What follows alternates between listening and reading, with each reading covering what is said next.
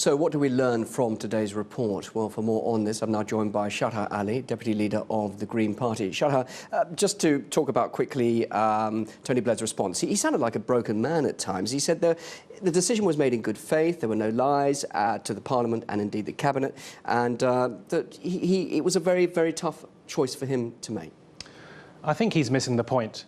And it's not really about Tony Blair's sincerity at all. And maybe he was sincere today. I couldn't possibly comment. The thing is that his words are empty. And really what we're going to look at is not whether he lied as such, but should he have known better? Not did he know better, should he have known better? And I think the extraordinary thing about this report, for once, we have a report which is not a whitewash.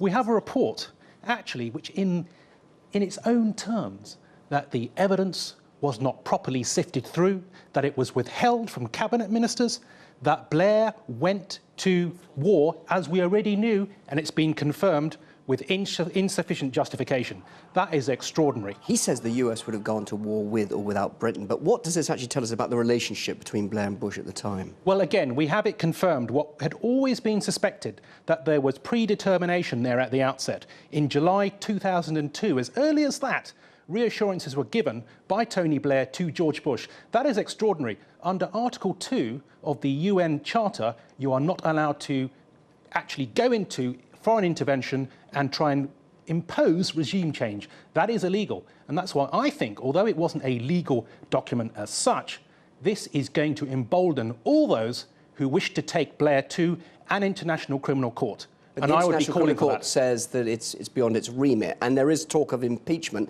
but many are saying that's just really a gesture, symbolic gesture to impeach Blair, but he won't end up behind bars, will he?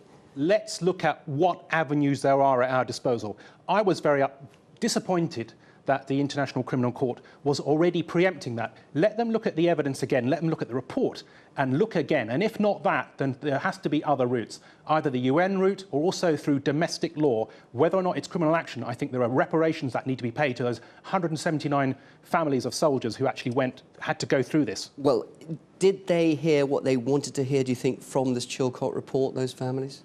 Well, we're going to be sifting through this, all of us, in the days and even months ahead. I think the consequences are profound, not only in terms of governance, in terms of the groupthink. I think Robin Cook comes out well of this, of course, because he actually, one of the few cabinet ministers who actually saw what the intelligence, how shaky it was, and he was not prepared to go to war on that level of lack of evidence.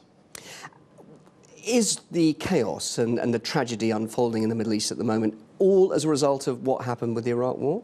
Well, the extraordinary thing, again, is that in this rather empty, defiant apology of Tony Blair today, he was claiming still that he would rather, had it all happened again, he would have gone through the same route. That is an extraordinary irresponsible claim.